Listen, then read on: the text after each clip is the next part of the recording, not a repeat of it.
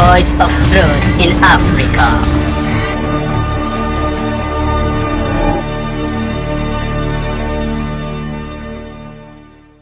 Ningeomba msimame.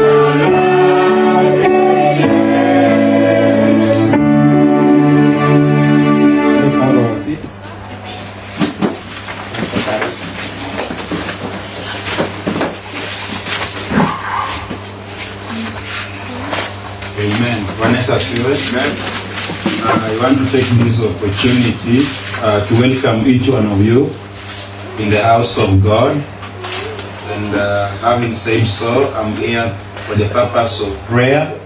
I want us to stand and pray together because of the church. Shall we pray? Father, in the name of Jesus, I want to bless you, Lord, because of our good morning that you have given unto us. We stand before you as a church in agreement because of the prayer request that we have before the Lord. You have told us in your word that, my Father, if we ask, we shall be given. If we seek, we shall find. If we pray, if we knock, the doors shall be opened, O Lord. We glorify you as King of Kings, and we come unto you this morning, Lord, as a church, thanking you, Lord, for the way you have protected us, O Lord. We know that outside there, everybody is so keen so that he is not attacked by the virus that has been spoken of all over the world, oh God. And we know that we have people that have been affected, but Lord, we thank you, even as this plague continues, my Father, to frustrate the souls of men, putting down the economy, attacking women. Lord, we thank you because you have protected us, oh God. Even our family members are protected, our children are protected. My Father, as the week begins, we go out there, we meet with different people, but Lord, we come home safe, our children are safe, and we say thank you as a church. May you, Lord, be glorified because of the good health you have given us. Lord, we thank you for the provision, we thank you for the covering us, giving us the attire to put on. Lord, thank you for the peace of mind. We bless you, O God. Father, we pray even for this church also. We know that the devil is trying all that he can to hinder the word of God at this place, to frustrate us with fear and all sorts of things, Lord.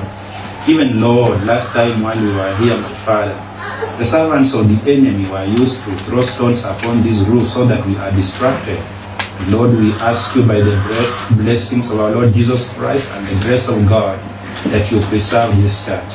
You protect us, O Lord. Any wicked mind that has been, O Lord, brought up so that it can be a hindrance unto us, Lord, we pray that, my Father, you withstand it, and Lord, you prevent it against the harm of this church in the name of Jesus Christ. My Father, we remember our ladies that are pregnant, those that are expecting children, Lord. We put them, O Lord, and dedicate them unto your hands, O Lord. We pray that, my Father, you shall see them through peacefully. You shall give them joy, because the Bible says, your reward unto us is children, O God. Therefore, I pray that the children that are in their wombs, O Lord, are safe and alive and kicking and peaceful, Lord. And I pray that, my Father, you shall also fill them by the Holy Spirit of God. Lord, I pray for our sister Naomi that is not feeling well. I pray in the name of Jesus Christ that you shall help her, oh God, come out strongly. And thank you, Lord, because we continue seeing you building her up in the faith, going out for soul winning. And this all, Lord, we give all the glory unto you. We also remember to pray for them that, Lord, were won unto Christ last week. Father, we pray in the name of Jesus Christ that the Holy Spirit of God shall preserve and protect them, and my Father, even encourage them to find the church that shall teach them the truth in the name of Jesus Christ. We bless you and we lift you. It's in Jesus' name we pray and believe. And the whole church say amen. Amen. May God bless you so much.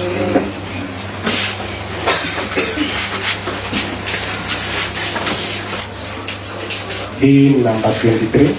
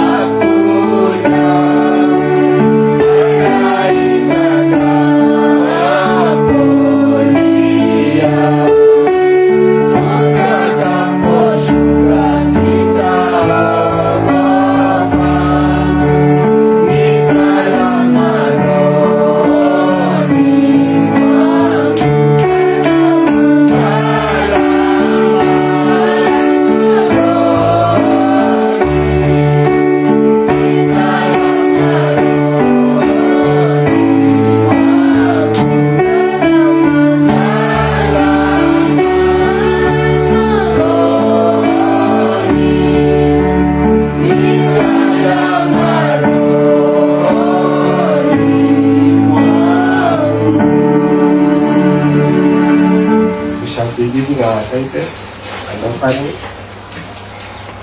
So let's be there as we give our tithes and offerings.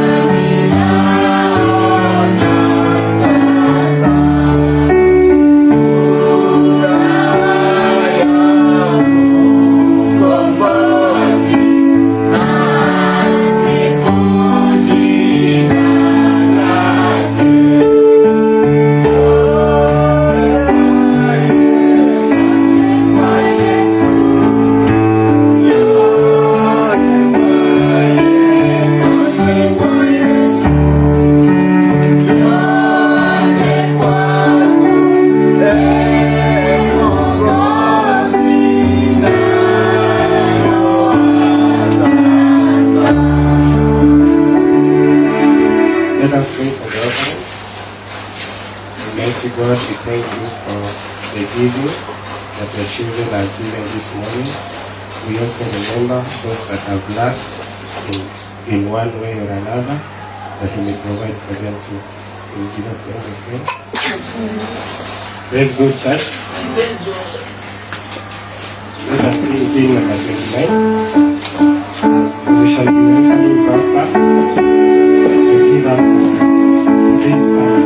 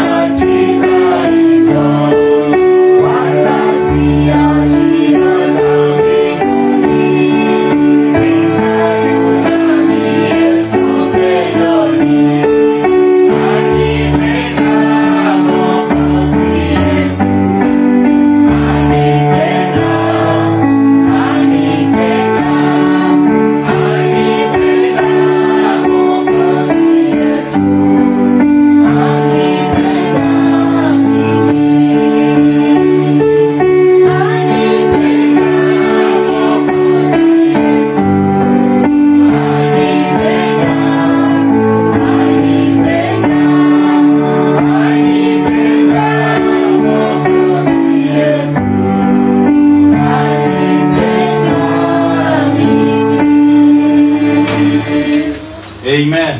Amen. Thank you for good singing by the grace of God.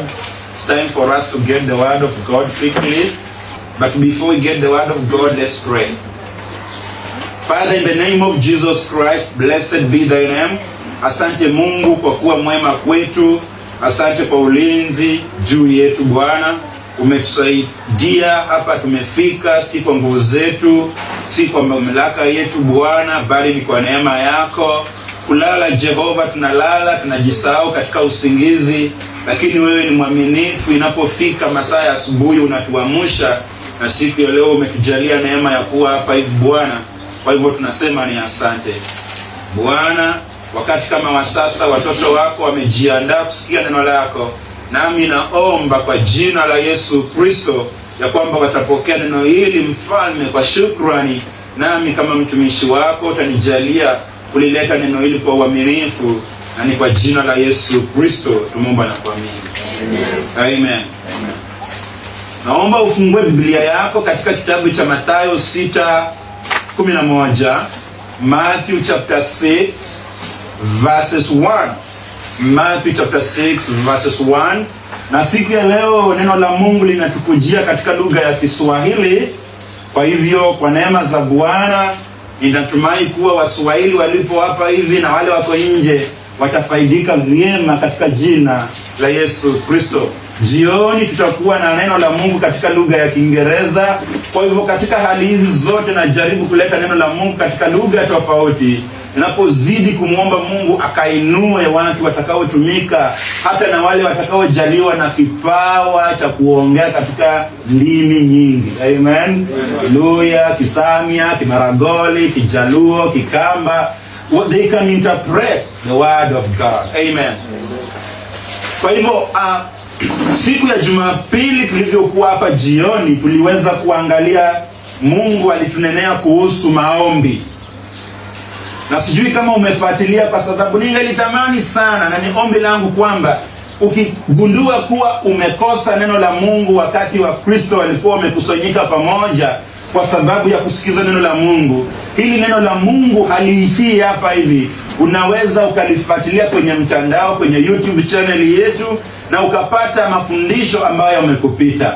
Kwa hivyo siku ya Jumapili jioni Mungu aliweza kutunenea sisi hapa hivi kuhusiana na maombi, na Mungu akatunenea nini maana ya maombi, na pia akatunenea jinsi ya kuomba vyema na jinsi ambavyo unaweza ukaomba vibaya na ukakosa kujibiwa.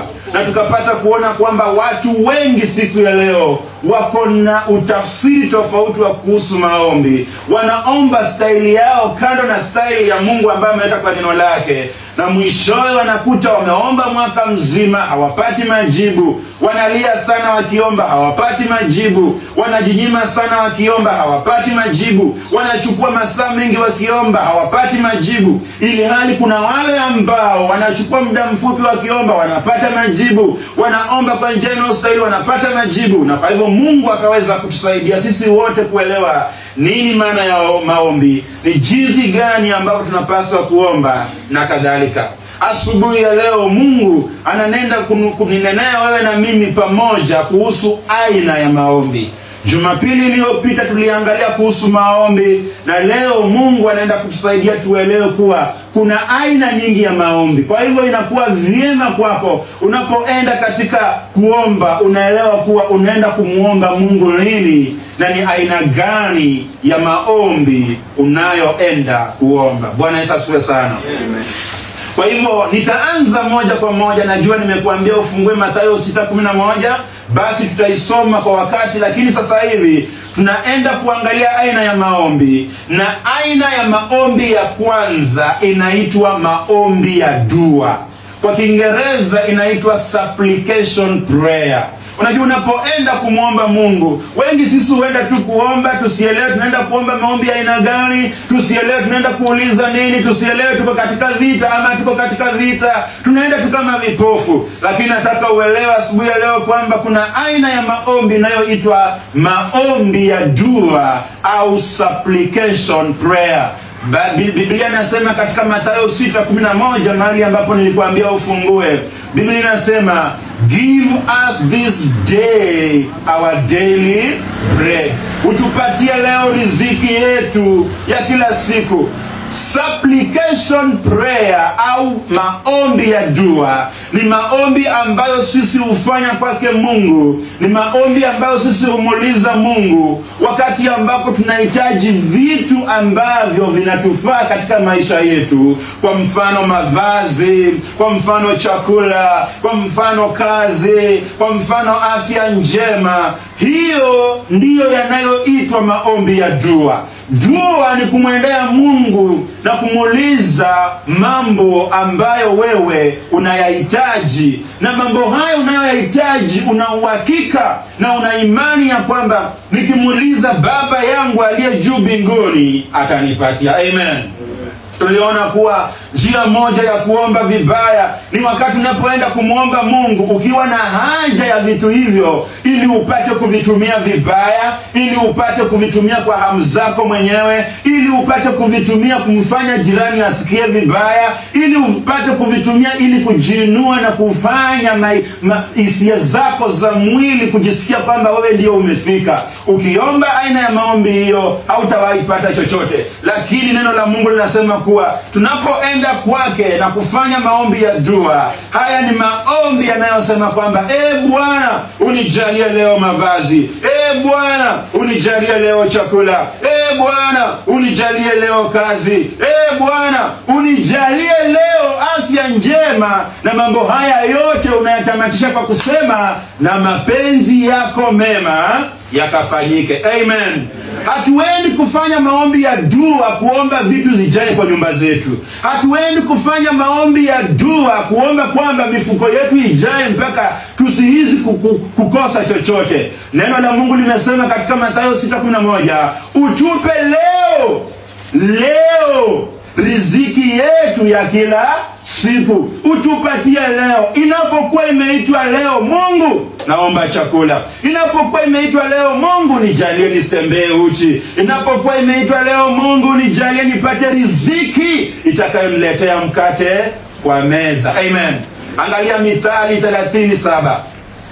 Mithali 37, Proverbs chapter 30 verse 7. Naona wale wazungu wanahangaika naposema Mithali wanashindwa, sasa Mithali ni gani? Proverbs chapter 30 verse 7. Biblia inasema katika Proverbs chapter 30 verse 7, two things have I required of thee, deny me them not before I die. Remove far from me vanity and lies, give me neither poverty nor riches. Feed me with food convenient for me, lest I be full and deny thee and say, who is the Lord? Or lest I be poor and steal and take the name of my God in vain. Umeona inayo maombi? Mwombezi hapa anasema mambo haya mawili nimekuomba Baba, usininyime matatu kabla sijafa. Waona kwa very specific katika maisha yake. Anasema Mola, haya mambo mawili nimekuomba na usininyime haya matatu ningali hai kabla sijafa. Uniondolee ubatili na uongo. Wangapi wamechukua muda wao kuomba kwa Mungu, uniondolee uongo kwa kinywa changu? Unajua kama umekuomba ombi kama hilo, anazidi kusema usinipe umasikini wala utajiri. Niliuliza hapa swali siku moja, ni nani hapa anaweza akaomba akasema Bwana usinipe utajiri na usinipe umaskini? Watu wakaniangalia. Lakini mpendwa anayempenda Kristo Yesu, mpendwa anayejua kwamba yuko Mungu anayeweza kupeana kile unachokihitaji, ana imani ya kufika kiwango na kuomba kwamba Bwana usinipe umasikini na usinipe utajiri. Manabii wa uongo wamekufundisha kusema nakemea umaskini, nakemea umaskini. Utajiri kuja, utajiri kuja, utajiri njoo. I possess. Maombi yaliyokamilika yanasema kwamba sihitaji utajiri mimi na wala sihitaji umaskini Bwana, na kuomba. Na anaendelea kusema namna gani? Unilishe chakula kilicho kadri yangu. Amen. Sijui kiwango ya tumbo yako. Sijui kilo 3 ya mahindi. Sijui kama tumbo yako inachukua gunia mzima ya mahindi. Sijui kama tumbo yako inachukua kijiko kimoja cha mahindi. Lakini unapokuwa unaenda kumwomba Baba yako aliye juu mbinguni, unamwambia unipe tu kile ambacho kitanishibisha mimi siku ya leo. Kinishibishe mimi, kinishibishe mwanangu, kinishibishe watoto wangu, kinishibishe mke wangu na familia yangu na wale ninaoishi nao. Amen. Biblia inaendelea kusema kwamba nisije nikashiba nikakukana. Unajua wakati mtu ameshiba ni rahisi kusahau Mungu. Si ni kweli? Ni wakati umepata pesa, wakati mahindi gunia 10 ziko tu hapo unaziangalianga kila asubuhi, wakati unajua macoins za 20 bob, 30 bob zimejaa tu hapo, kwa hata hauna haja, hata za 50 hauna haja, uko tuna kila kitu kimekuzunguka. Umepanda maharagwe, imeingia nyingi. Umepanda mahindi, imeingia nyingi. Biashara nayo inafanya hivi, duka lako nalo linafanya hivi. Ni rahisi kufika kiwango na kumsahau Mungu. Biblia inasema wana wa Israeli walipotoka katika nchi ya Misri, walifika kiwango ambacho walikula, Mungu aliwalisha wakashiba, wakakula, wakasahau Mungu, wakaanza kuzini na kufanya dhambi. Katika wingi wa kupokea vitu, dhambi ikuangi mbali. Amen.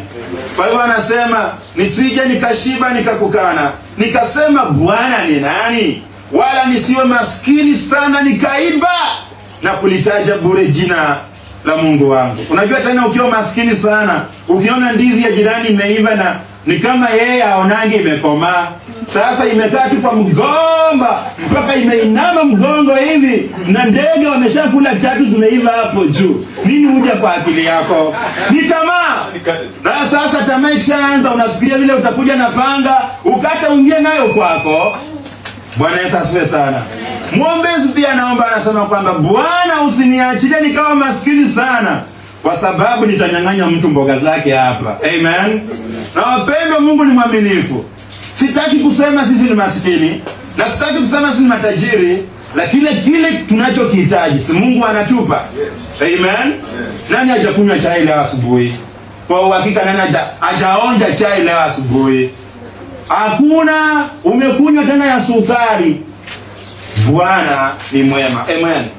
Kwa hivyo unaona kuwa maombi ya dua ni maombi ya kuulizia Mungu atujalie vitu tunavyovihitaji kadri tunapokuwa tunaishi. Vitu kama mavazi, chakula, kazi, afya na kadhalika. Lakini kando pia ni hayo, unaweza pia kuchukua muda wako, kando na kuombea tu vyakula na vitu kama hivyo, umuombe Mungu hekima. Hekima pia inaombwa. Hakuna kitu cha kusema ati ulizaliwa na akili ya kuzaliwa. Hapana. Unaweza kuwa ulizaliwa na akili ya kuzaliwa lakini wewe ni mjinga. Unahitaji hekima katika kuishi, unahitaji hekima katika ndoa yako, unahitaji hekima katika kazini kwako, unahitaji hekima ya jinsi ya kulea watoto wako. Na Biblia inasema kuwa kati ya vitu ambavyo unaenda kumuuliza Mungu, ukumbuke pia kumuuliza hekima. Mpendwa, siku ya leo watu wengi hawana hekima. Ndio ni matajiri, ndio ni masikini, ndio wana hizi vitu, ndio wameoleka, ndio wameoa, lakini wanakosa hekima. Na wakati hauna hekima, neno la Mungu linasema kuwa pia unaruhusiwa kwenda upige kwake magoti kiuaminifu na umuombe kwamba akujalie hekima. Angalia Yakobo 1:5-6. James chapter 1 verses 5. James chapter 1 verses 5. Kwa hivyo tunaona nini? Tunaona kitu cha kwanza, kuna aina ya maombi. Maombi ya kwanza yanaitwa maombi ya dua, ama kwa Kiingereza yanaitwa supplication prayer. James chapter 1 verses 5, Biblia inasema, if any of you lack wisdom, let him ask of God, that giveth to all men liberally, and upbraideth not, and it shall be given him. But let him ask in faith, nothing wavering, for he that wavereth is like a wave of the sea driven with the wind and tossed. Amen. Biblia inasema, lakini kama mtu yeyote kati yenu akipungukiwa na hekima, ukijua kuwa hauna hekima, basi na amwombe Mungu ambaye huwapa watu wote kwa ukarimu pasipo kulaumu, naye atapewa. Mpendwa, sijui kama wewe una hekima. Sitaki kunena mambo mengi kuhusu hekima, lakini sijui kama una hekima. Wewe ni mama ulioleka, sijui kama una hekima. Maana yake mama aliye na hekima Mwanamke aliye na hekima anajua jinsi ya kukaa na bwana yake. Amen. Anajua kwamba hekima ya Mungu inasema kwamba nimtii mume wangu katika mambo yote katika Bwana. Mume wangu akiniambia tunaenda left, ni kuenda left. Akisema tunasimama, tunafanya nini? Tunasimama. Akisema leo tunakula sukuma wiki, unakubali kwa hekima, kwa sababu unajua leo ni pesa tu ya sukuma imefanya nini? Patikana. Na wewe mzee, sijui kama una hekima. Maana yake ukiwa na hekima utajua jinsi ya kukaa na mke wako. Ukiwa na hekima utajua jinsi ya kuwalea watoto wako. Watu wengi siku ya leo hawana hekima. Na unajua ukikosa hekima katika macho ya Mungu, wewe ni mjinga. Kwa hivyo wanasema umuombe Mungu apeanaye, lakini anasema lakini aombe kwa imani. Imagine, hekima upati shuleni, huendi university kupata hekima, huendi secondary school kupata hekima. Wapo wengi wamesoma wanaitwa maprofesa, lakini ni wajinga. Hapa tunanena kuhusu hekima ya Mungu. Biblia inasema kwamba kumwogopa Mungu ndicho chanzo cha kuwa na hekima. Amen. Watu wasiomwogopa Mungu, watu ambao hawajaokoka, hawana hekima. Lakini wewe ambaye umeokoka, Biblia inasema ukigundua kuwa hauna hekima, umwombe Mungu kwa imani bila shaka yoyote. Maana mwenye mashaka ni kama wimbi la bahari ambalo husukumwa na upepo likitupwa huku na huku.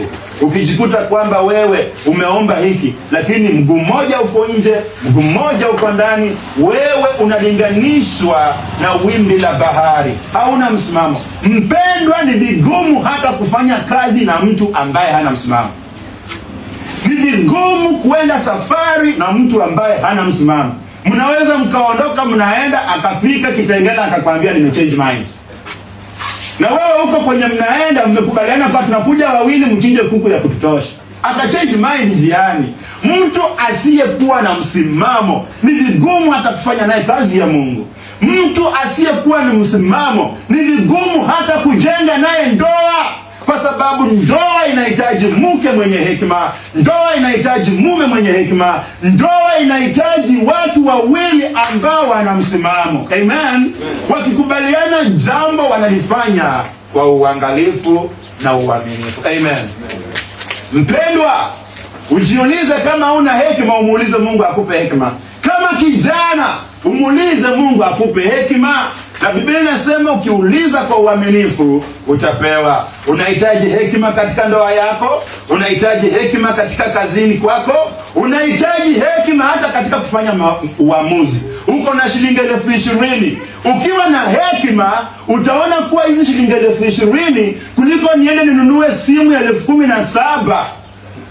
Unajua kuna watu hawana hekima, ndiye amepokea tu 20,000 na anajua kwamba mbele yangu na nyuma yangu utajiri wangu wote ni 20,000. Mpendwa, ataenda atafute simu ya China ya 17,000, alafu kwa hiyo simu atumie 1,000 kununua memory card, alafu atumie 1,000 nyingine kuweka muziki ndani, alafu atumie 1,000 nyingine kununua mandazi na apande gari arudi kwa nyumba. Kama una hekima, umuulize Mungu akupe hekima. Mwanamke ambaye hana hekima ni heri aende asuke nywele ya shilingi 3,000, lakini kwa nyumba hajui kuwa tunatuzi vikombe viwili. Siku pasta atakuja kwa hii nyumba na washirika, tutaomba nani vikombe, lakini mwenye hekima upiga hesabu akasema jikoni kwangu kumekaa namna gani? Je, kuna sufuria ya kidheri? Mume wangu amenipa shilingi 3,000, au leo nimefanikiwa kupata shilingi 10,000 kuliko tu ninunue mavazi ya bei ghali. Kama mwanamke wa hekima, ni vyema pia niangalie jikoni kwangu kumekaa namna gani. Amen.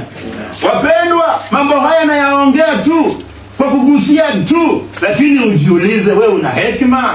Unahitaji hekima. Amen. Maombi ya aina ya pili.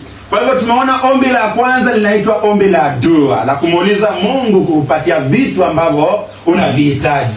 Lakini uhakikishe hivyo vitu unavihitaji sio kwa tamaa yako tu. Maana yake ukiviuliza kwa tamaa yako tu, Mungu hakupi. Mungu hakupi na Mungu haongwi. Amen. Aina ya pili ni maombi ya shukrani.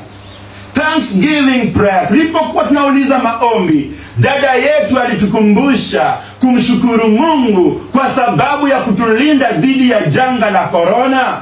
Tupo wazima, tuko na afya, tunapendeza, Mungu ni mwema. Kwa hivyo tukakumbuka kumshukuru Mungu. Mpendwa, siku ingine usiende tu kumuliza Mungu chai, usiende tu kumuliza Mungu mikate, usiende kumuliza tu Mungu mamboga. Chukua tu muda pia wa kuomba maombi ya shukrani. Amen. Maombi ya kusema asante. Wajua nini? Mtu asiyejua kusema asante ni mtu mbaya, kwa sababu ni mzigo kwa yule anayempa.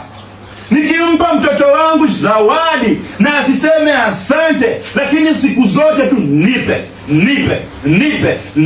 na katika hizo nipe zote hakuna hata siku moja asante imewahi kusemwa. Huyo mtu ni mzuri kweli? Si mzuri. Amen.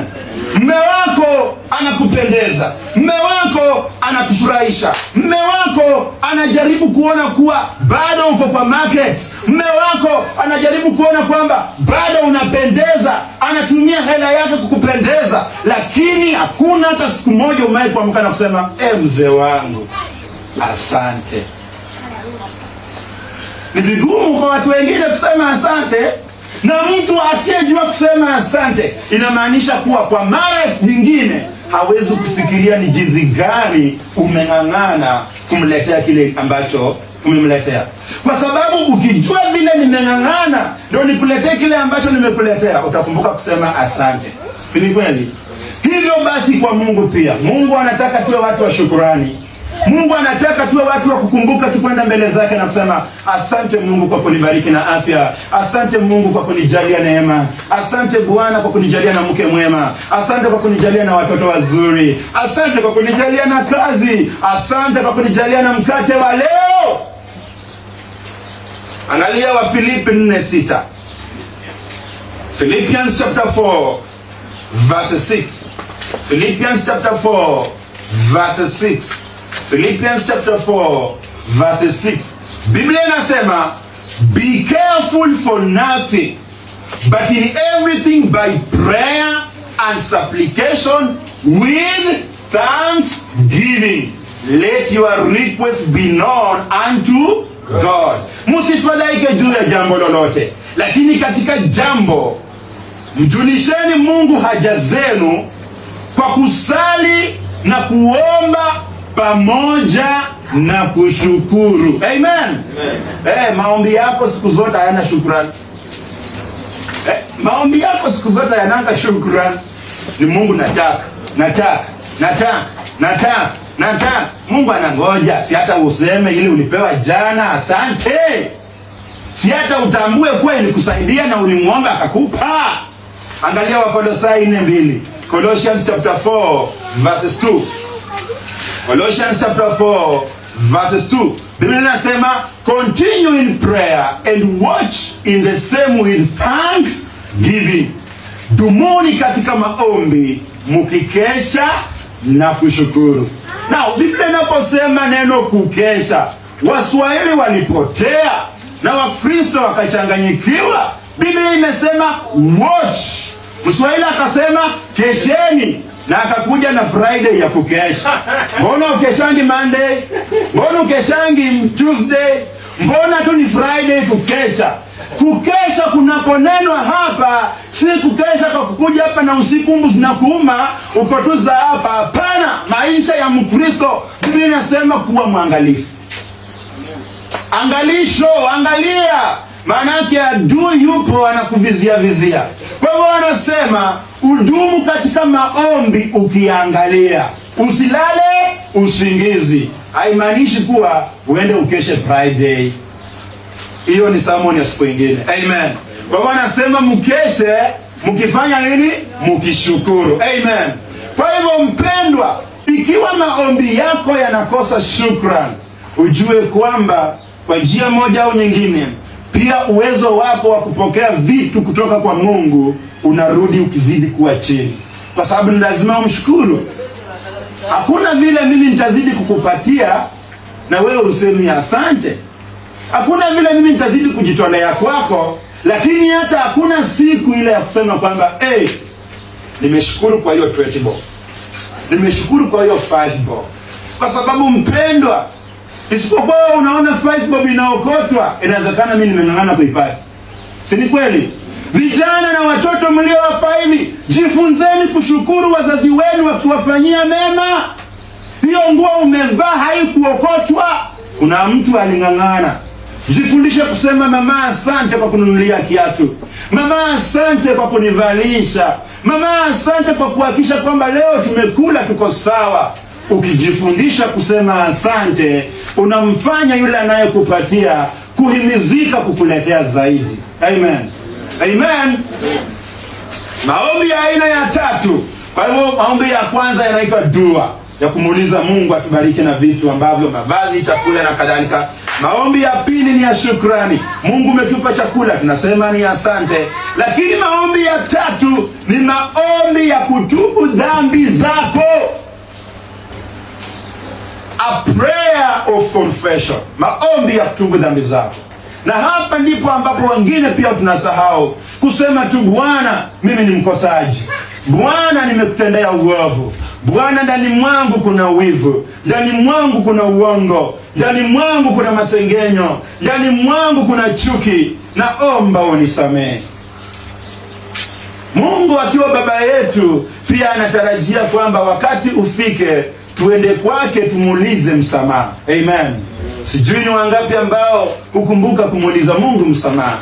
Sijui ni wangapi ambao hukumbuka kumwambia Mungu, nimekosea Baba unisamehe.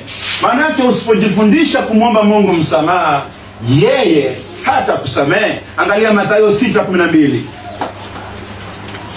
Mathayo 6:12. Mathayo 6:12. Biblia inasema katika Mathayo 6:12, Matthew chapter 6 verses 12, and forgive us our debts as we forgive our debtors.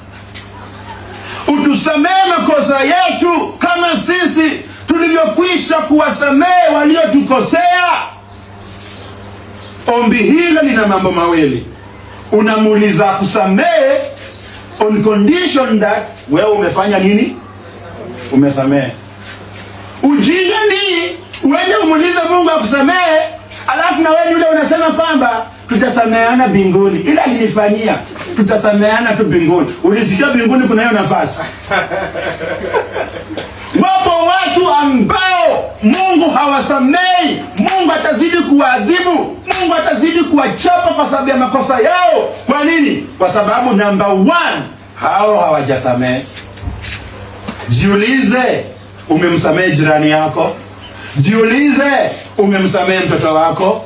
Jiulize, umemsamehe pasta wako? Maana yake pia pasta ni mkosaji. Amen. Jiulize, umemsamehe bwana yako au hapana? Kuna watu ambao vifua vyao ni kama nyumba za kurenti. Wao ni landlord. Ameweka Njoroge, ameweka Eunice, ameweka Lea, ameweka Emily, ameweka Edmond. Hawa watu wote walimkosea. Sasa natembeanga tunao kwa kifua hivi. Tutasameheana tukifika mbinguni. Hata labda uende mbinguni kwa sababu utaokoka. Utamsamehe ukiwa jehanamu kwa moto. Wow! No resting, day and night. Unalia. Hakuna wakati. Neno la Mungu linasema tujifundishe kumuuliza Mungu msamaha, kwa sababu sisi ni wakosaji. Lakini unapoenda pake kumwomba msamaha, uhakikishe umemsamehe mzee wako, uhakikishe umemsamehe mke wako, uhakikishe umemsamehe mtoto wako. Maanake pasipokuwa na hiyo usamehewi. Amen. Huyo jirani wa mlango yako next unamsalimia, ulimsamehe? Ndio ulipata ameanika nguo kwa kamba yako bila kukuuliza, ulimsamehe? Ni kweli ulipata mtoto wake amechukua kiatu yako ameweka kwa mfuko anachezea kama gari, ulimsamehe ama haukumsamehe? Ni kweli ulipata bibi yako amechukua 50 bob bila kukuuliza, ulimsamehe ama hukumsamehe? Mpendwa, the principle of being forgiven by God is by you first forgiving. Amen. It's by you first forgiving. Sisi ni wakosaji. Ndani mwetu kuna dhambi. Kila siku tunakosa. Na hivyo kila siku Mungu anahitaji uende kwake kwa maombi ya kuomba na kusema, Bwana, kiboko chako ni kikali, adhabu yako ni kali, moto wako ni mkali, hasira yako ni kali. Nimekimbia kwako mbio, unirehemu, unisamehe na unionee rehema. Lakini Mungu naye anaangalia, na wewe umesamea mapa? Hapana. Angalia 1 John chapter 1 verses 8. 1 John chapter 1 verses 8. Yohana wa kwanza mlango wa kwanza mstari wa 8.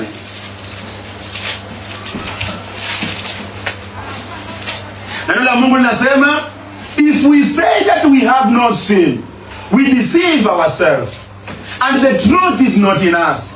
If we confess our sins, He is faithful and just to forgive us our sins and to cleanse us from all unrighteousness.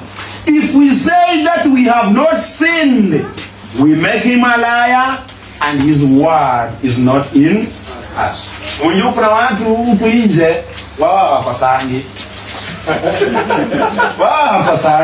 Wacha hata kumkosea Mungu. Hata katika tu maisha ya ndoa. Wajua, acha nikwambie, ndoa ina shida. Mimi na mke wangu si ati ni wakati wote tuna smile. Iko wakati ambapo smile haiapply. Bwana Yesu asifiwe sana. Lakini isipokuwa mke wangu na mimi tufike kiwango tuseme, ai kweli nimekukosea unisamehe, naye aseme, ai kweli nimekukosea unisamehe, ukweli huo ndani mwetu. Kuna watu tu msimamaoni kwamba wewe ndio unakosa. Si wewe ndio umenikosea. Si wewe ndio umenikosea. Si hata 1999 ulinikosea. Si hata 2020 pia ulinikosea. Ukumbuki Christmas wewe ulinifanya.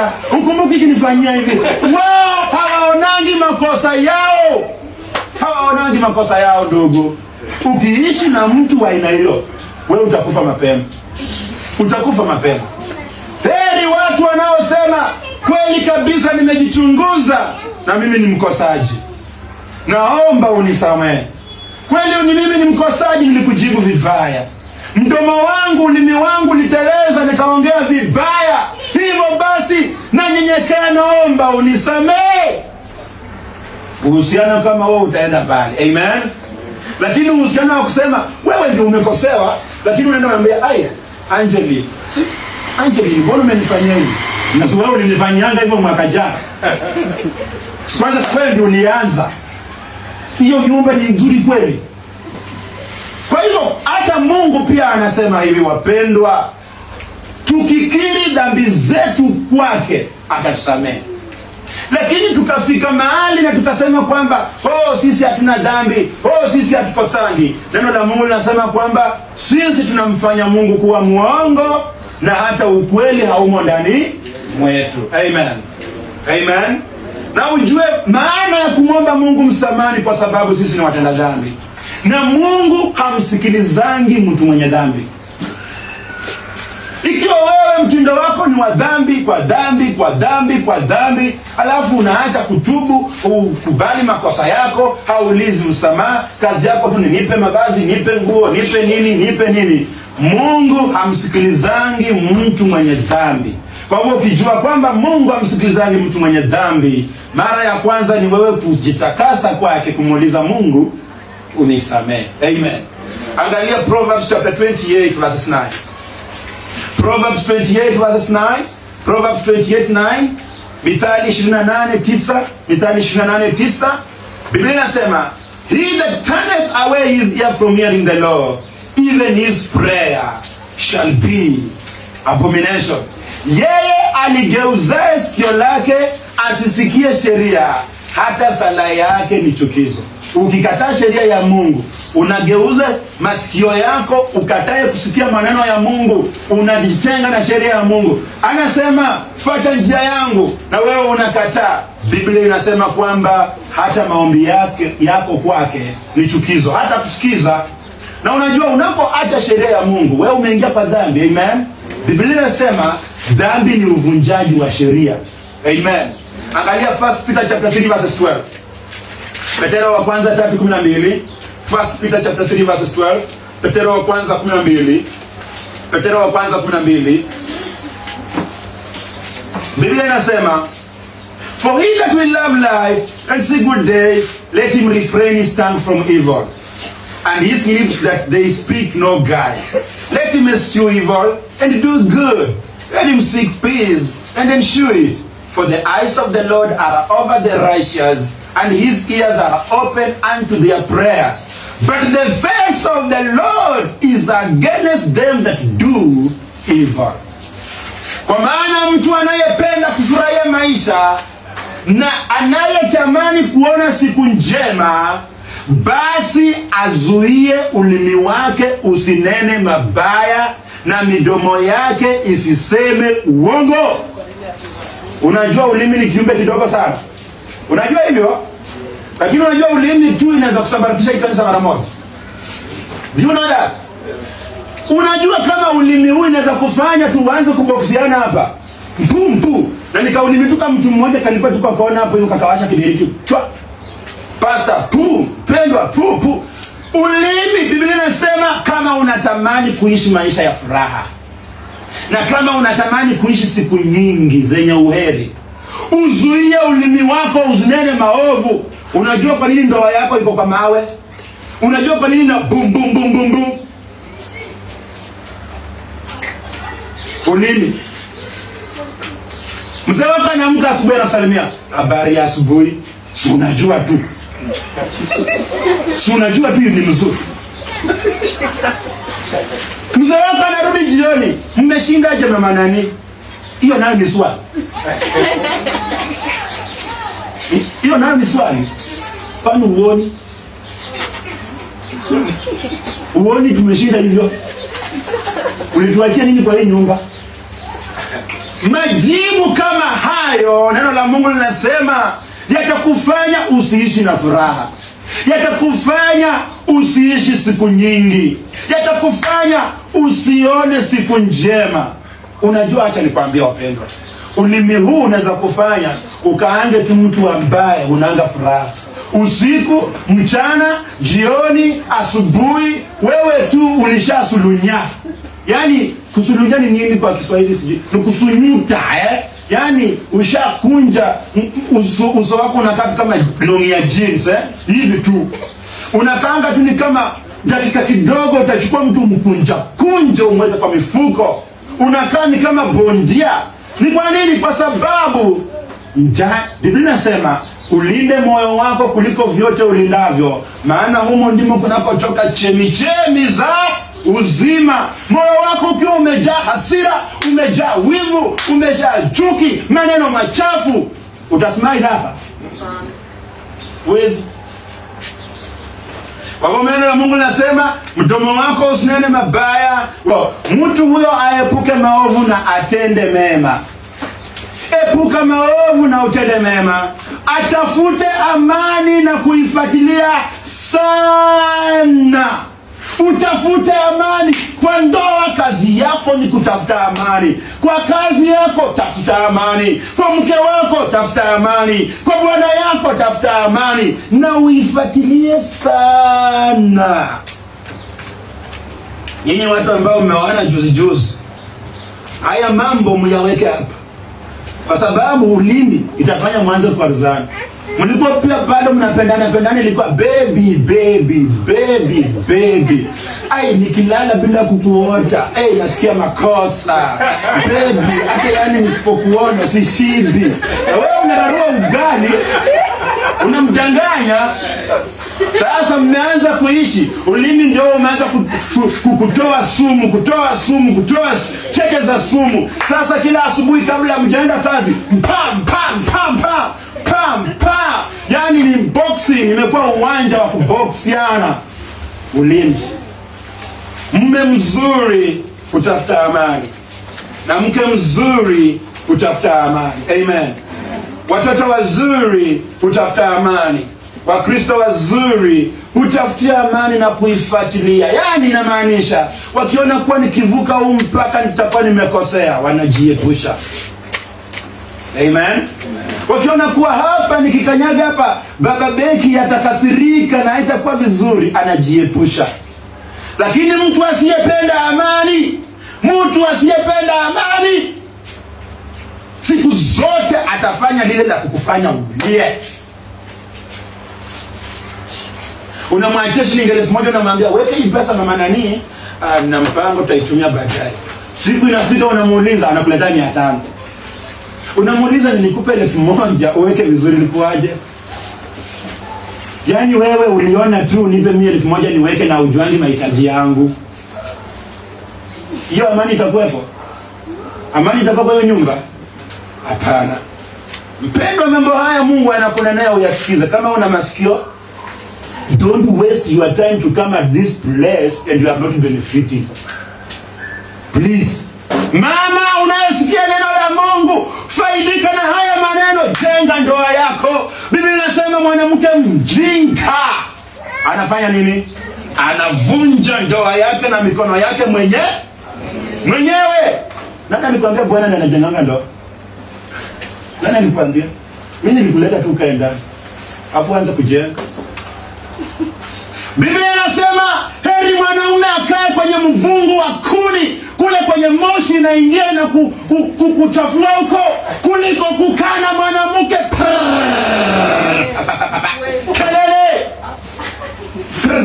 kila saa tu. Biblia inasema mwanamke wa aina hiyo ni udhaifu kwa magoti ya mzee wake, mifupa yake ni dhaifu. Huyo mwanaume hana nguvu, huyo mwanaume hana cha kufikiria. Usiku anasikia shida, mchana anasikia shida. Ulimi. Biblia inasema atafute amani na kuifuatilia sana, kwa maana macho ya Bwana huwaelekea wenye haki na masikio yake husikiza sala zao, bali Bwana huwapa kisogo watenda maovu. Unajua kisogo ni Biblia inasema macho ya Bwana yako tayari kusikiza wenye haki, masikio yake yako tayari, macho yake yanatazama wenye haki. Anangoja tu mwenye haki aseme Baba na kuhitaji. Anaona, anasikia, anatenda. Lakini watenda maovu wanauliza, anawapa mgongo. Asi angalia Isaya 59, Isaiah 59, Isaiah 59, Isaiah 59. Kama una masikio usikie, na kama unaona masikio yako yasikia mambo kama na haya, mwenyewe utajiamulia. Isaiah 59 verses 1, Isaiah 59 mstari wa kwanza. Neno la Mungu linasema, behold, the Lord's hand is not shortened, that it cannot save, neither his ear heavy, that it cannot hear. But your iniquities have separated between you and your God, and your sins have hid his face from you, that he will not hear. For your hands are defiled with blood, and your fingers with iniquity. Your lips have spoken lies, your tongue has muttered perverseness. Tazama, mkono wa Bwana haukupunguka, hata usiweze kuokoa, wala sikio lake si zito, hata lisiweze kusikia. Lakini maovu yenu yamewafarakanisha ninyi na Mungu wenu, na dhambi zenu zimeuficha uso wake msione, hata hataki kusikia. Kwa maana mikono yenu imetiwa unajizi kwa damu, na vidole vyenu vimetiwa unajizi kwa uovu. Midomo yenu imenena uongo, ndimi zenu zimenong'ona ubaya. Nafikiri unapata jibu kwa nini Mungu hawezi kujibu maombi yako. Amen. Unapata jibu mwenyewe. Mdomo wa uongo, mikono inayomwaga damu, abortion. Hiyo vitu ya kuwa watoto, hiyo ni mikono inamwaga damu. Vidole zinazofanya uovu na kunong'ona ubaya. Unajua kuna mambo unafanyanga kisirisiri, unasema ubaya kuhusu wachungaji, kuhusu kanisa, kuhusu mpendwa nini, Mungu anasikia. You know that? Do you know that? Uwe pastor ni sinanga akijuwako tu. Ukitana ba, pastor, Bwana Yesu asifiwe sana pastor. Amen pastor. Amen. Kwa hivyo tumeona aina ya maombi ya kuuliza dua, kupewa vitu na Mungu. Tumeona maombi ya shukrani, maombi ya kuuliza msamaha, na sasa pia kuna aina nyingine ya maombi inaitwa maombi ya kuombea wengine, au kwa Kiingereza inaitwa intercessory prayer. Shasikia watu akisema I am an intercessor. I am an intercessor. Praying for others. Your work is to pray for the pastor. Kazi yako ni kumwombea mpendwa. Kazi yako ni ukisikia kuwa ndugu ana shida, unasimama kwa pengo kwa sababu yake. Intercessory prayers.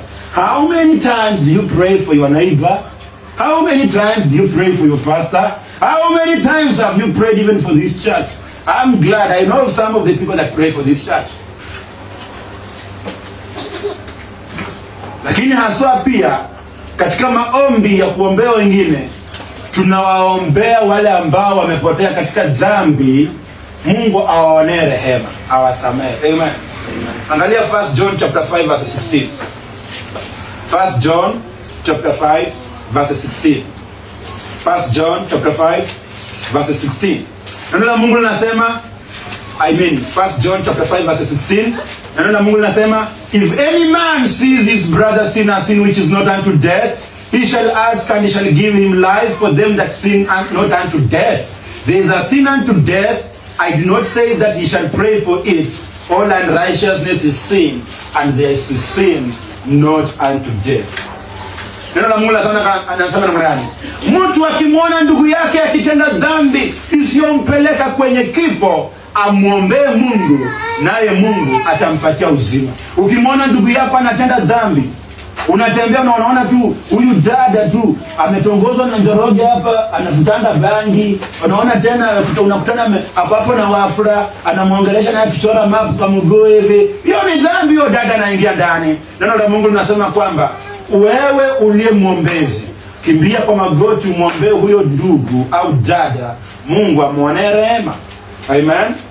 Anaendelea kusema kwamba ni nasema kuhusu wale waliotenda dhambi ambazo si za kifo. Tunaruhusiwa kuwaombea watu wanaofanya dhambi ambazo si za kifo. Unisikize vizuri. Kuna dhambi ambazo hufanya watu ambazo hazileti mauti, na kuna dhambi ambazo hufanya watu ambazo adhabu yake Mungu huamua ni kifo. Kwa mfano, wewe unafanya tu usharati kiolela. Wewe tu ndio unafanya usharati kiolela. Hiyo ni dhambi. Ukikutana na ukimwi, utapona? Mungu anasema tusikuombe, kwa sababu hiyo ni dhambi iletayo mauti. Adhabu ya dhambi aina hiyo ni mauti. Kwa hivyo Mungu anasema tukimwona ndugu au dada anaingia katika dhambi isiyoleta mauti, aidha anapenda tu uongo, kudanganya nako anajienjoinga akitanganya, muombe aache uongo na Mungu atamrehemu. Lakini ukimwona kuwa amejifungua free, jioni ameenda Koinange na ameokoka, hiyo ni dhambi iletayo mauti. Neno la Mungu linasema tusimuombe. Amen. Amen. Kwa hivyo tunahitaji kuwaombea ndugu zetu wanaoingia katika dhambi. Biblia inasema, lakini ipo dhambi ambayo humpeleka mtu kwenye kifo. Sisemi kwamba anapaswa kuomba kuhusu hiyo. Matendo yote yasiyo na haki ni dhambi, na kuna dhambi isiyompeleka mtu kwenye kifo. So waona watu wengi wanaitwa Wakristo lakini anakufa tu. Inawezekana amefanya dhambi ambayo inamletea kifo. Kifo kwa njia hii Mungu anafupisha maisha yake duniani. Hiyo ni dhambi iletayo kifo. So ni wewe ujiulize, dhambi ninazozifanya mimi zinaniletea mauti? Kwa sababu tuliona kuwa sisi tuliookoka tukimkosea Mungu hatupeleki jehanamu tena, lakini anatuadhibu. Amen. Adhabu mojawapo ni kifo. Anaweza kuona wewe dada Irene, kwa vile umekataa kutii neno langu, unazidi kwenda kwa ubaya, anasababisha tu uingie kwa matatu hapa hivi, usifike Kisumu, uishie tu hapo hivyo, urudi nyumbani. Hiyo ni dhambi iletayo kifo. Lakini kuna dhambi ambazo hazileti kifo. Tukikuombea Mungu anakusamehe na unaendelea kufanya nini? Kuishi. Amen. Kwa hivyo tunatarajiwa kuwa tuwaombee ndugu zetu wanaotenda dhambi isiyoleta kifo. Tuwaombee wale ambao ni wagonjwa pia. Angalia James 5:13. James 5:13. James 5:13, neno la Mungu linasema, Is any among you afflicted? Let him pray. Is any merry? Let him sing psalms. Is any sick among you? Let him call for the elders of the church, and let them pray over him, anointing him with oil in the name of the Lord. And the prayer of the faith shall save the sick, and the Lord shall raise him up. And if he have committed sins, did you see that? If he has committed sins, they shall be forgiven. Je, kuna mtu yeyote miongoni mwenu aliye na shida? Na aombe. Je, yuko mwenye furaha? Basi aimbe nyimbo za sifa. Kwa sababu Biblia inasema ukiwa na shida ufanye nini? Uombe. Na ukiwa na raha, usiku umepata kamshahara hapo, unasikia kula kanyama kanguruwe, kambuzi kidogo hapo hivyo. Biblia inasema ufanye ukiimba sifa na kushukuru Mungu, asante Mungu. Lakini nasema na kama kuna mtu katikati yenu anasema, je, kuna mtu miongoni mwenu aliye mgonjwa? Basi awaite wazee wa kanisa wamuombe na kumpaka mafuta katika jina la Bwana. Na kule kuomba kwa imani kutamwokoa mgonjwa huyo, na Bwana atamuinua. Kama ametenda dhambi atasamehewa. Najua umeona wazee, unasema pastor, wazee ni kina nani hapa?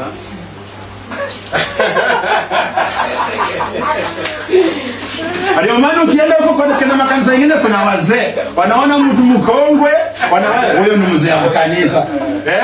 Mpendwa, elewa hivi. Hapa Kiswahili inatumia wazee, Kiingereza inatumia elder. Inamaanisha kwamba viongozi wanaongoza watu katika maneno ya Mungu kanisani. Kwa mfano, deacon is an elder. Amen. Pastor is an elder. Kwa hivyo usianze familia ukasema na hapa hakuna mzee, nikikuwa mgonjwa wazee watatoka wapi? Pastor, sulete wazee kanisani, hapana. Amen. Kwa hivyo Biblia inasema kwamba mtu huyo kama alifanya dhambi, inamaanisha nini mpendwa? Dhambi husababisha ugonjwa. Unasema hapana. Kwani ukienda kufanya usharati kisonono inatokanga wapi? Kisonono ni rama, ni ugonjwa. Dhambi huleta ugonjwa. Dhambi ya kuzini itakuletea ukimwi. Vijana wenye wako hapa na wajao wanisikie. Na hata kama uko hapo umeoa lakini wewe ni macho mingi, usikie. Ukimwi. Usharati unaleta ukimwi. Biblia inasema kama umeoa, kunywa maji kutoka kwa kisima chako wewe mwenyewe. Usikunywe na watu wengi. Amen. Unajua ni starehe kunywa maji kwa kisima yako, unajua hii ni safi. Unajua hii niliweka water guard na ni yangu. Amen. Lakini wewe uniambie, wale wenye mnaishi pale penye unaona choo inatumiwa na watu wengi, hiyo choo inakuanga safi?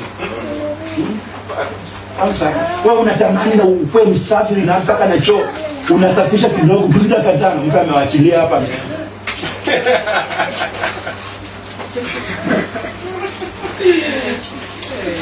Kama wewe unazini, and I'm giving this as a strong warning, because I am the servant of God here. Na kuna vile tunaweza kuona kama tumekaa na tunaona mbali. Mpendwa, kama unajua hauna bibi, kama unajua hauna bwana, lakini unaenjoy vitu kama mwenye ameoa, pipe ya ugonjwa imejisetu tu, ukimwi. Iko siku tu, hiyo siku utajipeleka. Mungu naye ataruhusu ukimwi.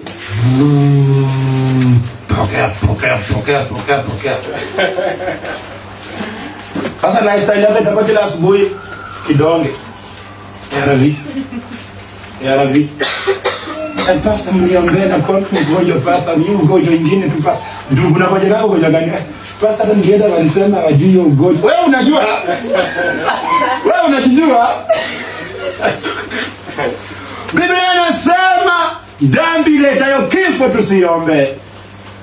Wasichana wenye mko hapa hivi mnaanza kujiangalia, mnaona urembo umeanza kuingia kila saa hapa kio hapa. Usitumie urembo wako kutesa mwili wako. Maana kuna wengi wanatumia urembo wao kutesa mwili wao. Urembo imetesa watu huku nje. Urembo imetesa watu. Kubali wewe ni mrembo, kubali uvae vile ulivyoumbwa, wacha kujiongezea vitu ambavyo havifai kwa ngozi yako. Amen. Hiyo si sermon ya leo. Najua watu watatoroka.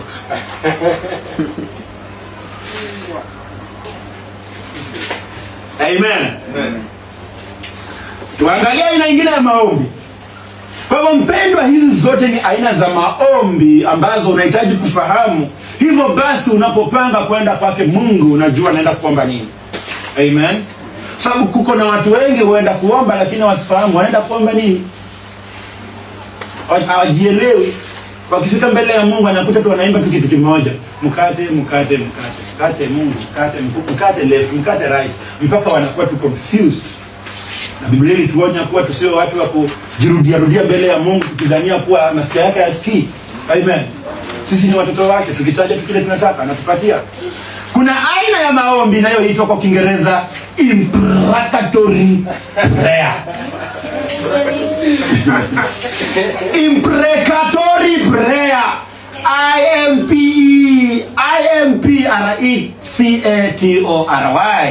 IMPRECATORY. Kama wewe ni Mluya ni rais rami wetu kwa sababu walio watu nataja vile imekaa. Imprecatory. Yani si imprecatory prayer. Imprecatory prayer ni maombi tunayoomba kinyume na maadui zetu. Ajua watu wengi wanaoitwa Kristo wanaogopa aina ya hii maombi. Lakini kuna maombi ambayo inafika wakati fulani unasimama unalia kwa Mungu ili aadhibu adui wako. Na wale ambao mlikuwa mnapenda manyoro munisamee kwa sababu hiyo ya manyoro si maombi. Leta maadui wako to dedicate. Mtu anaenda anachukua majina kule Machakos ya watu wenye walichukiana na baba yake tukitambo, analetea manyoro. Leta na 1000, analeta na 1000. We dedicate. Let them die. Let them die. Hapana. Hapana. Maadui hapa ni tofauti. Amen. Kuna yale maadui ambao Mungu anasema tunafaa kuomba kinyume nao. Maadui wanaosemwa katika kiwango hiki ni maadui wa Mungu. Adui wa Mungu ni adui wako. Lakini adui wako wa kawaida tu hapo nyumbani mmekosana tu kwa sababu ya choo. Ama mmekosana tu kwa sababu tu ya change. Ama mmekosana tu kwa sababu ya mtoto.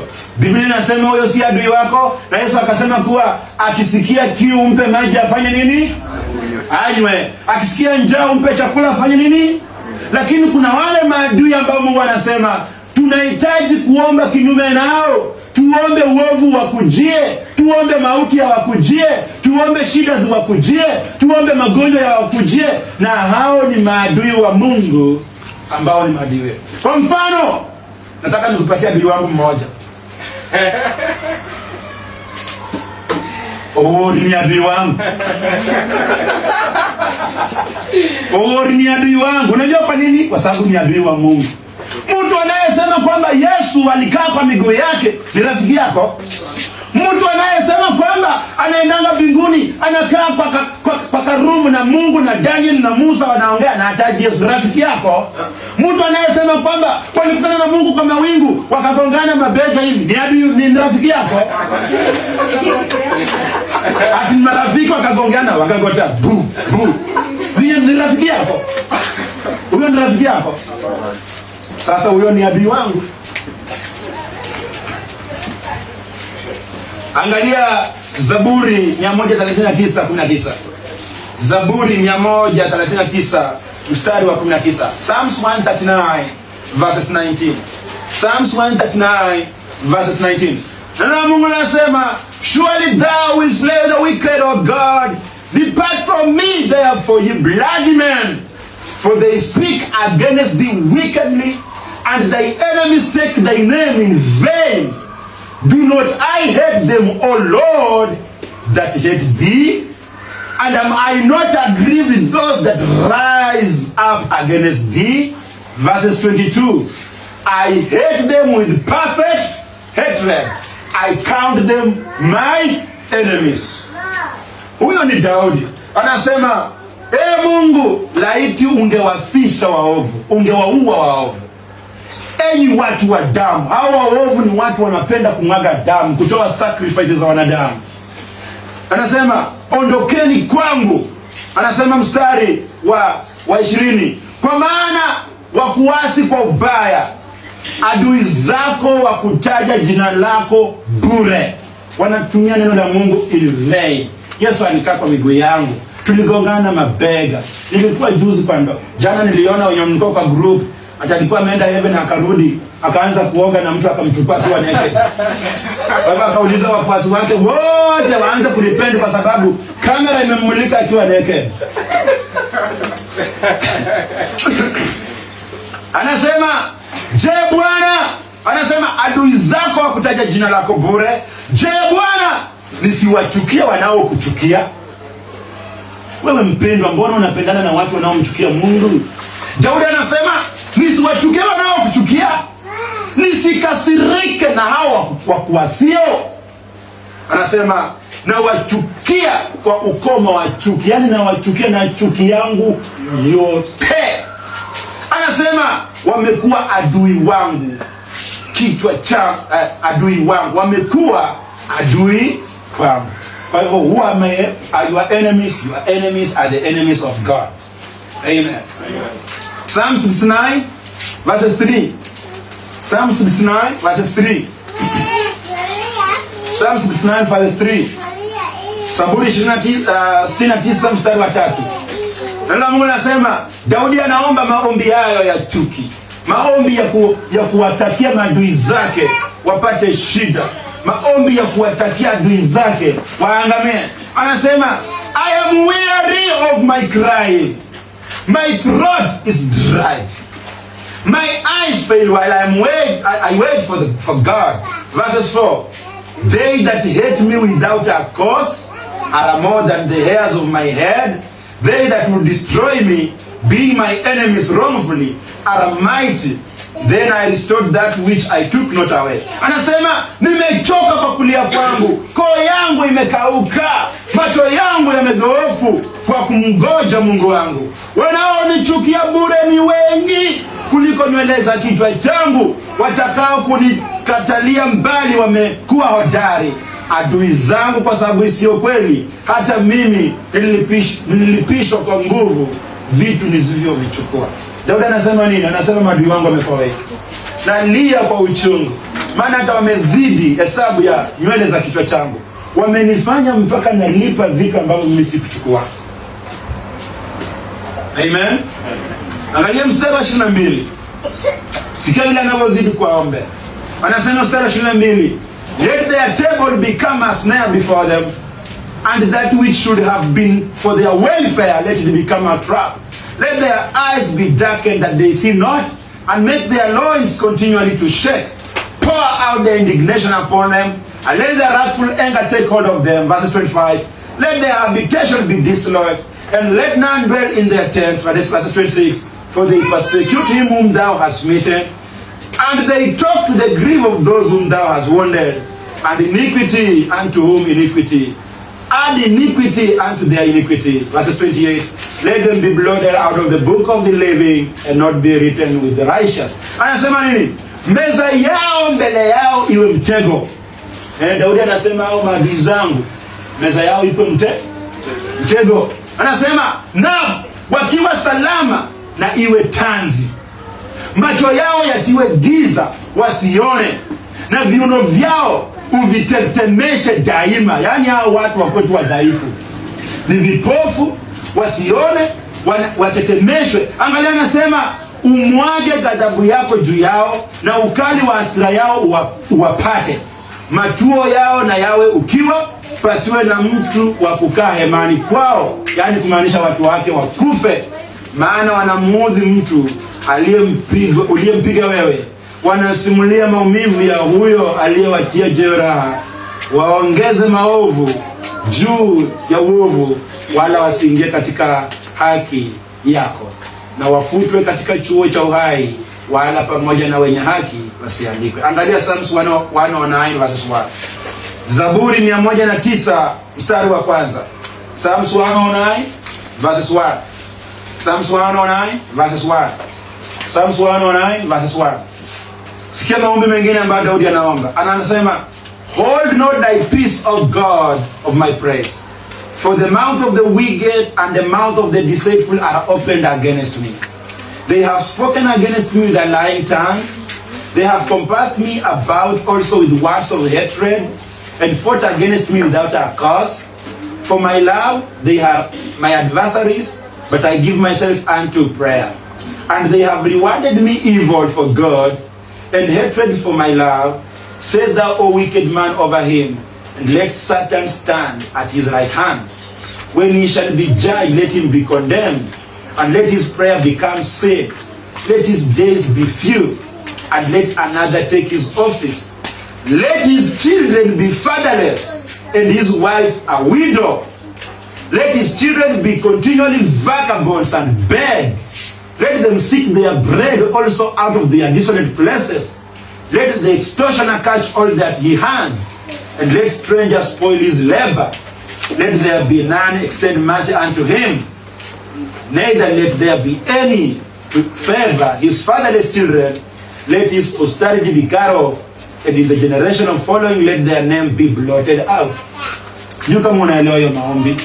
Anafika mahali anasema wacha hata watoto wao wabaki mayatima, bibi nao wabaki wajane, nao watoto asipatikane mtu wa kuwajali. Chochote alichokikusanya wacha kichukuliwe na watu wengine. Mpendwa, ni hatari ukiombewa maombi kama haya. Amen. Ni hatari ukiombewa. Mtu anaomba ufe, mke wako abaki mjane. Mtu anaomba ufe, watoto wako abaki mayatima. Mtu anaomba kale kaduka uliko nako, auctioneers wakuje washteke, wachukue waende. Inamaanisha wewe umemfikisha ukutani. Amen. Inamaanisha wewe na Mungu ni maadui. Anasema, Mungu wa sifa zangu usinyamaze, kwa maana wamenifumbulia kinywa cha mtu asiye haki. Cha hila wamesema nami kwa ulimi wa uongo. Naam, kwa maneno ya chuki wamenizunguka, wamenipiga nami bure. Badala ya upendo wangu hao unishitaki, ijapokuwa niliwaombea. Wamenichukuza mabaya badala ya mema, na chuki badala ya upendo wangu. Uweke mtu mkorofi juu yake, mshtaki asimame mkono wake wa kuume. Katika kuhukumiwa ataonekana hana haki, na sala yake itadhaniwa kuwa dhambi. Kwamba hata huyu mtu akiomba Mungu aone ni dhambi. Anasema mstari wa 8, siku zake ziwe chache, usimamizi wake na atawa ya mtu mwingine. Wanawe na wawe yatima, na mkewe awe mjane. Kutanga na watange nawe wawa kuomba. Watafute chakula mbali na mahame yao. Mdai na anase vitu vyote alivyo navyo. Wageni na watege mapato ya kazi yake. Asiwe na mtu wa kumfanyia fadhili, wala mtu wa kumhurumia yatima wake. Wazao wake waangamizwe, jina lao lifutwe katika kizazi cha pili. Kuna wakati mimi nimewahi kuomba maombi kama haya, na kuna wakati wanaomba maombi kama haya kwa sababu nawajua maadui wa Mungu. So kuna wakati ambapo siendi kuomba soda, siendi kuomba nguo, najifungia tu katika room yangu na ninachukua Biblia naanza kutaja haya maombi. Namuuliza Mungu atume katika kambi yao, asambaratishe, alete ubaya. Inaitwa imprecatory prayers. Maombi haya usiombe kinyume na ndugu yako aliyeokoka. Maombi haya usiombe kinyume na ndugu yako aliyeokoka. Maombi haya ni ya kuomba kinyume cha maadui wa Mungu. Amen. Ombi la mwisho, aina ya ombi la mwisho tunapomalizia ni maombi ya wokovu. Maombi ya wokovu ni maombi yanayoombwa na watu ambao hawajaokoka. Tunapokuwa tunaenda nje kufanya uinjilisti, kuhubiri injili ya habari njema ya ufalme wa mbinguni, sisi huwafanya watu ambao ndio wanataka kuokoka waombe maombi ya wokovu. Haya ni maombi ya kusema kuwa wao ni wenye dhambi na wanastahili kwenda jehanamu, lakini wanamuuliza Mungu Yesu Kristo awaokoe na dhambi zao, ili kwamba wasipate kuangamia jehanamu, bali wapewe uzima wa milele. Amen. Na hayo ndio maombi wewe uliomba wakati ambapo ulikuja okoka. Kwa hivyo sasa wewe hauhitaji kuomba maombi yako kwa sababu ulishaokoka, lakini ikiwa umeenda kufanya soul winning, haya ni maombi ambayo mtu ambaye hajaokoka au mtu ambaye ni wa dunia na anahitaji wokovu anamuomba Mungu. Angalia Romans chapter 10 verse 9. Biblia inasema that if thou shall confess, Romans chapter 10 verse 9, that if thou shall confess with thy mouth the Lord Jesus and shall believe in thy heart that God has raised him from the dead, thou shalt be saved. Verse 10. For with the heart man believeth unto righteousness, and with the mouth confession is made unto salvation. Verse 11. For the scripture saith, whosoever believeth on him shall not be ashamed. Verse 12. For there is no difference between the Jew and the Greek, for the same Lord over all is rich unto all that call upon him. Verse 13. For whosoever shall call upon the name of the Lord shall be saved. Amen. Unaweza kuwa wewe ni mtu wa kanisa lakini hujaokoka. Unapenda kanisa, unapenda kuimba, unapenda kuomba, lakini haujaokoka, haujakiri kuwa Yesu ni Bwana, haujaamini katika moyo wako kuwa alikufa na akafufuka. Aidha uliombewa na mtu wokovu, na huo wokovu ni tofauti na wokovu wa Biblia. Labda ni mtu alikuambia kwamba uache dhambi zako zote ndio uokoke. Swali ni je, uliacha dhambi zako? Kuna mtu apadanganyani? Kama hujaidanganya, hebu inua mkono wako juu. Ulidanganya the last week? Ulidanganya kazini? Ulidanganya ati ulichelewa kwa sababu ati jamu ilikuwa, lakini wewe ulichelewa ukikunywa chai? Si unadanganyanga? Bwana Yesu asifiwe sana. Mpendwa, hayo ni aina ya maombi ambayo unahitaji kujua, na niliona ni vyema kwa uwezo wa Mungu upate kuwa na hii hekima, upate kujua mambo haya, ili wakati unapoenda kumwomba Mungu unaelewa unaenda kuomba nini na wakati gani na kuhusu nini. Amen. Mungu na wabariki sana. Zingatia ulichofundishwa leo. Zingatia ulichofundishwa leo, na ili Mungu apate kukubariki. Hebu tuombe. Baba, katika jina la Yesu Kristo, nakushukuru kwa sababu ya neno lako. Asante kwa ajili ya kunena na watoto wako. Naomba watoto wako wakabarikiwe. Na Mungu, neno lako linasema kuwa ikiwa neno hili litapata rotuba ambayo ni rotuba mzuri, litazaa matunda. Nami naomba kwamba neno hili Bwana litarudi kwako bure, bali litazaa matunda katika maisha ya watoto wako. Jina lako litukuzwe Mfalme. Tubariki tunaporudi katika makazi yetu, na hata tutakapokuwa tumerudi jioni kwa sababu ya ibada Mfalme. Naomba pia utusaidie Bwana tupate kubarikiwa na neno lako. Na katika jina la Yesu Kristo tumeomba na kuamini. Amen.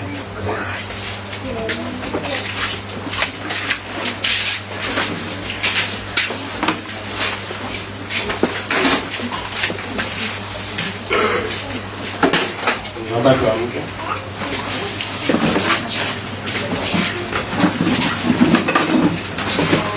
Taimba wimbo nambari